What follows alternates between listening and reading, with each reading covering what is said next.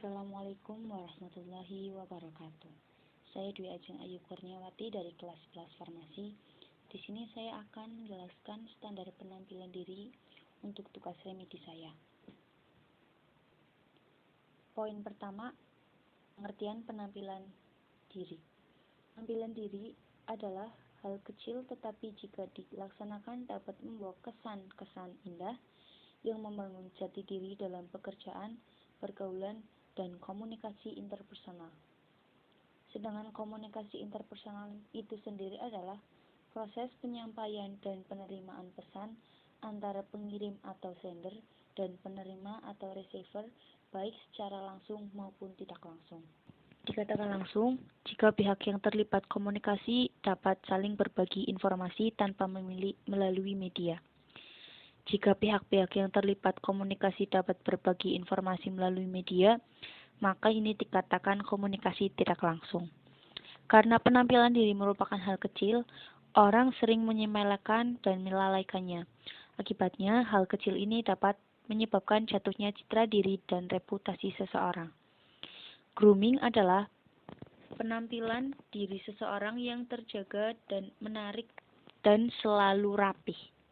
Jadi, grooming dalam komunikasi interpersonal ialah penampilan diri yang terjaga, menarik, dan selalu rapi pada saat dia berkomunikasi dengan orang lain. B. Hakikat dan pentingnya penampilan serasi. Penampilan diri atau grooming sangat penting dalam kehidupan sehari-hari, apalagi bagi tenaga pelayanan, seperti sales, pedagang, atau penjual. Tentu saja harus selalu berpenampilan serasi dan menarik. Grooming artinya penampilan diri seseorang.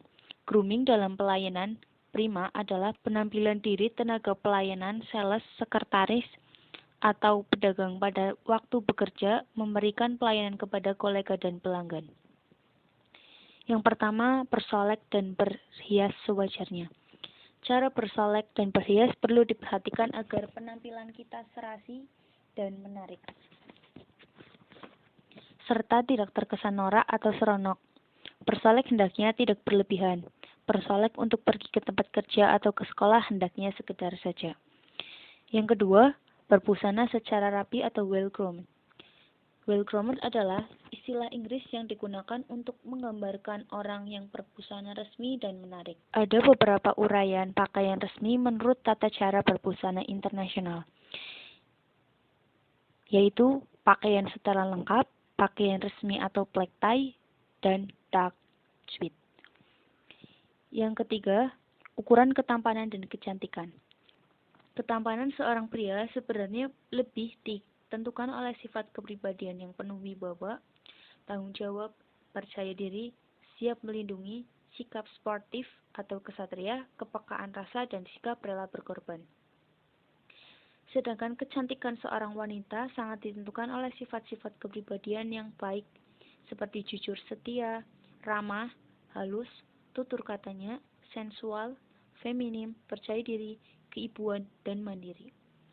Dengan demikian, ketampanan atau kecantikan tidak menjamin seorang laki-laki atau perempuan tampil menarik. Yang ketiga, kepribadian.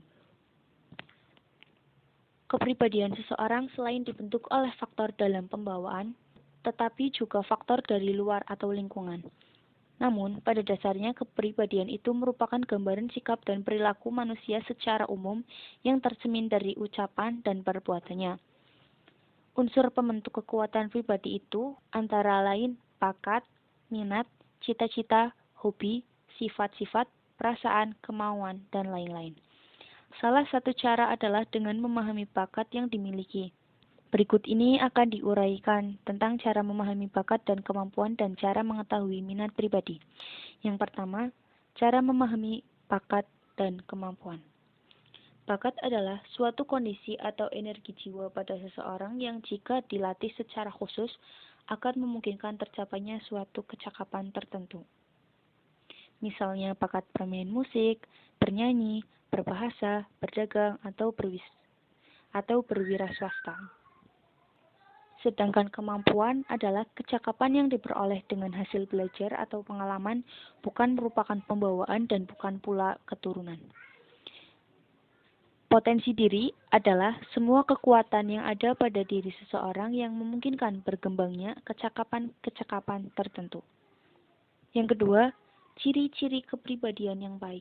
1. Pengendalian diri.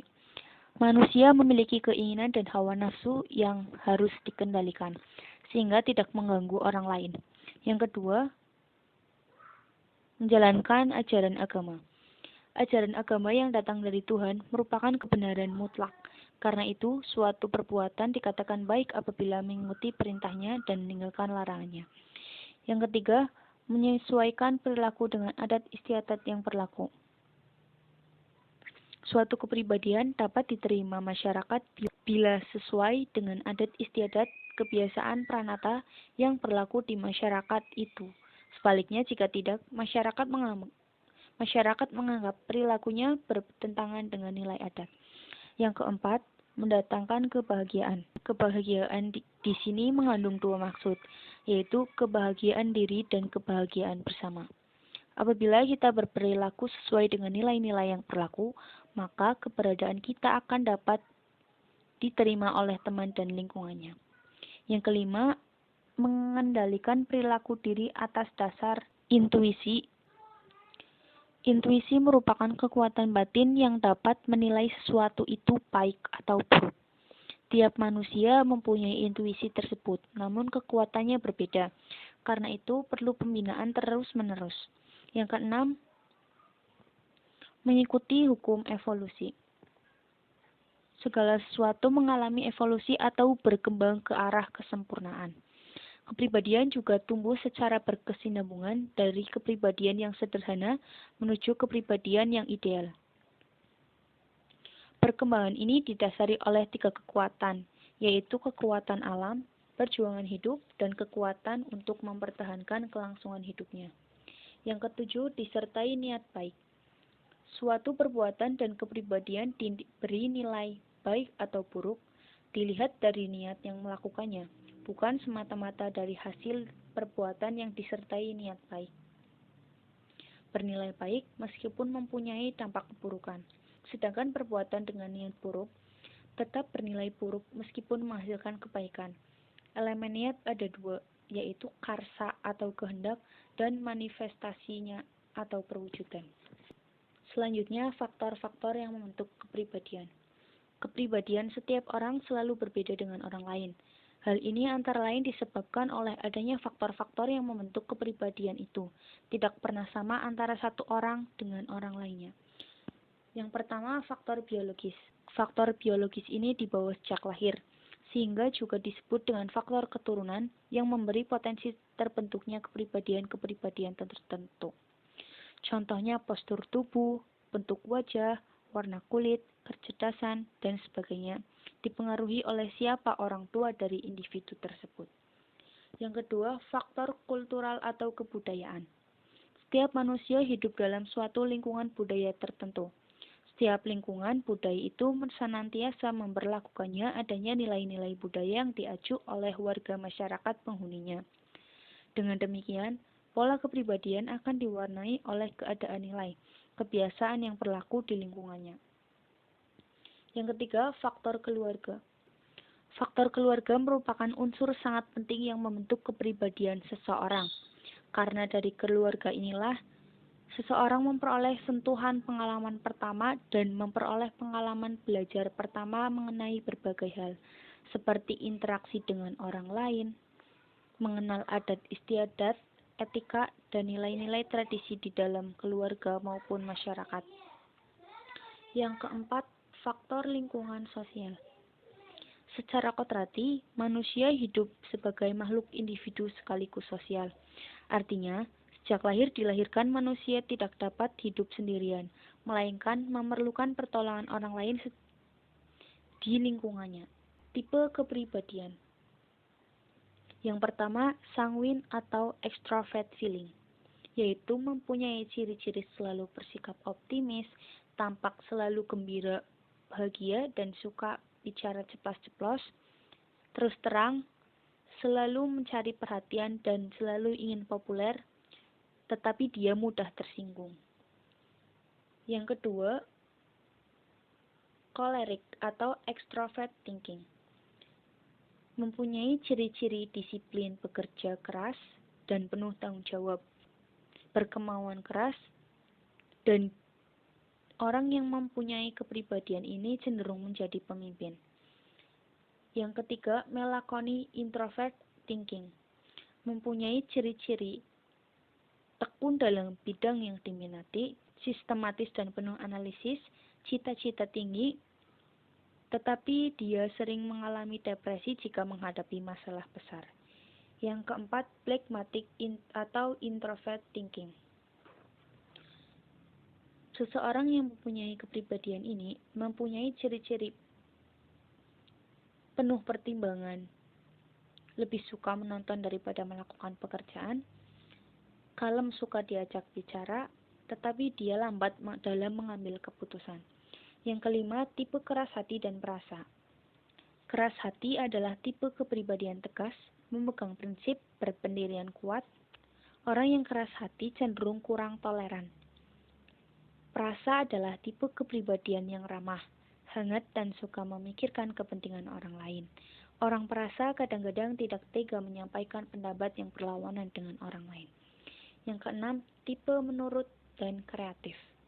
Penurut adalah tipe kepribadian yang suka menerima saran dari orang lain, lebih suka berperilaku sesuai dengan perilaku orang lain dan menghindari perilaku perbedaan dengan orang lain. Kreatif adalah orang tipe kepribadian yang menyukai perubahan, menyenangi hal-hal baru, banyak ide, sering mencoba hal-hal tidak umum. D. Kekuatan kepribadian. Aspek yang dijadikan standar atau ukuran yang untuk mengetahui dan mengembangkan jati diri seseorang yaitu 1. Pengetahuan, 2. Sikap atau sifat individu, 3. Sikap terhadap orang lain, 4. Kecerdasan, 5. Penampilan, 6. Kesehatan, 7. Pengendalian diri atau emosi, 8. Nilai atau keyakinan, 9. Peranan atau kedudukan. Kekuatan pribadi atau personal power adalah kemampuan atau potensi diri yang dimiliki oleh seseorang, baik yang dibawa sejak lahir atau genetik, maupun yang diperoleh dari pengalaman dan pelajaran yang masih terpendam di dalam dirinya dan menunggu untuk diwujudkan menjadi manfaat nyata dalam kehidupan manusia. Untuk dapat melihat kekuatan pribadi seseorang, dapat dilihat dari beberapa potensi, yaitu potensi fisik, potensi non-fisik. Kekuatan pribadi juga berhubungan erat dengan bakat atau attitude, minat, sikap, kreativitas seseorang. Mengevaluasi kekuatan pribadi. Alasan seseorang perlu mengevaluasi diri adalah untuk mengetahui posisi saat ini agar menemukan momentum yang tepat untuk memacu diri dan untuk memetik hikmah dan mengantisipasi keadaan. Hal-hal yang perlu diperhatikan dalam mengevaluasi diri adalah bakat, minat, dan sikap, gaya komunikasi, sikap terhadap lingkungan sosial, kinerja, kepemimpinan, pola pikir, emosi, dan daya tahan mental. Selanjutnya, memanfaatkan dan mengembangkan kekuatan pribadi. Pribadi manusia tumbuh dari dua kekuatan pribadi, yaitu kekuatan dari dalam yang berwujud fisik dan psikis serta kekuatan dari luar. Cara memanfaatkan kekuatan pribadi. Mewujudkan sosok pribadi yang utuh, kokoh, dan mencerminkan keteladanan. Memiliki prinsip atau acuan-acuan perilaku yang kuat, tidak mudah terpengaruh oleh ajakan-ajakan atau dorongan-dorongan yang sifatnya sesat dan bisa menyesatkan, berdisiplin, konsekuen, dan konsisten dalam berbuat, mampu mengendalikan dan menjaga stabilitas emosi, menggunakan agama sebagai acuan moral, dan masih banyak lagi. Sekian dari saya, mohon maaf apabila ada penjelasan yang kurang jelas, baik dari bahan penyampaian materi maupun dari saya sendiri. Terima kasih dan sampai jumpa. Wassalamualaikum warahmatullahi wabarakatuh.